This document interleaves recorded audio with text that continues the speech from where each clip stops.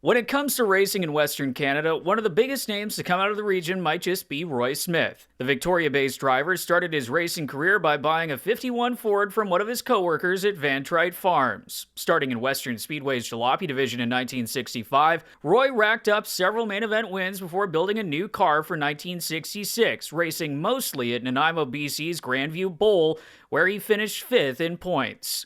After running midway through the 67 season in his jalopy, now back at Western Speedway, Roy would step up into a super modified for the first time, finishing off the season driving alongside his brother Al for car owner Jeff Van Trite. 1968 would see Smith travel with the Canadian American Modified Racing Association and the Vancouver Island Inner City Series. Roy nabbed his first Daffodil Cup that year at Western, and the following year earned the Inner City Championship on Vancouver Island between Grandview Bowl and Western Speedway.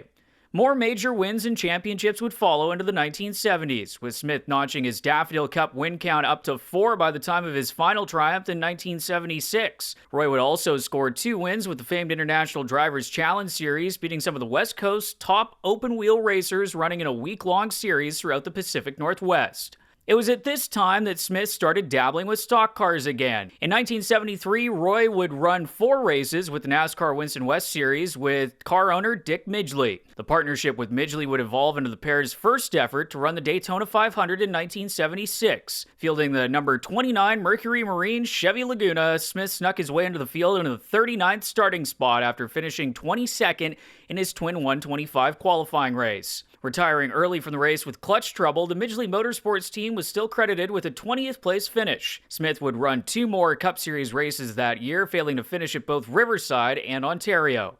Mechanical troubles would continue to plague Smith on his return to Daytona in 1977, finishing 39th after losing the motor in the number 29. Also running in open comp and super stock action in the Pacific Northwest at this time, Roy would win his first Canada 200 at Western Speedway in 1978, and at around the same time kicked off a relationship with car owner Bob Beadle. Driving the Aircraft Standards Pontiac, Roy would score his first NASCAR Winston West win at Portland Speedway in 1979 and finished 10th in the standings while running a partial schedule. In 1980, Smith would contest the full NASCAR Winston West season for the first time. Scoring 1 win at the Ontario Motor Speedway to go along with 5 top 5s, Smith would become the first Canadian to win the NASCAR Winston West Series championship. It would be a repeat performance in 1981, with Smith scoring 4 wins on his way to dominating the series and being voted as Victoria's Male Athlete of the Year. The high point of Roy's 1982 season was running in his 3rd Daytona 500.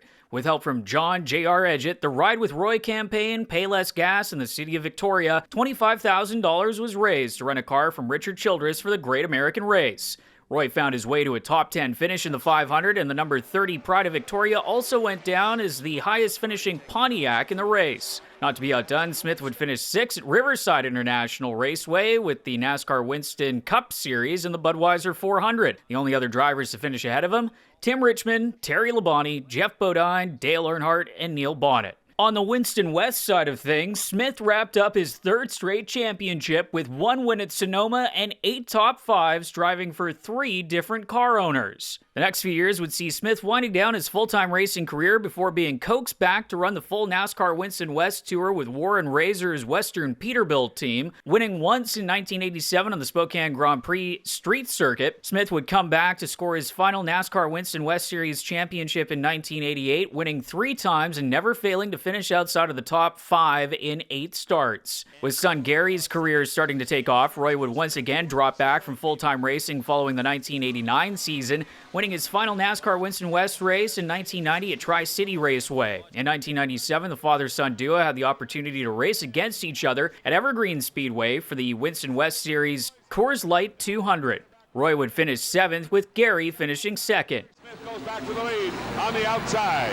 Wow, your dad chasing you. Remember when you borrowed the car? Well, this one's even faster because he wants him home.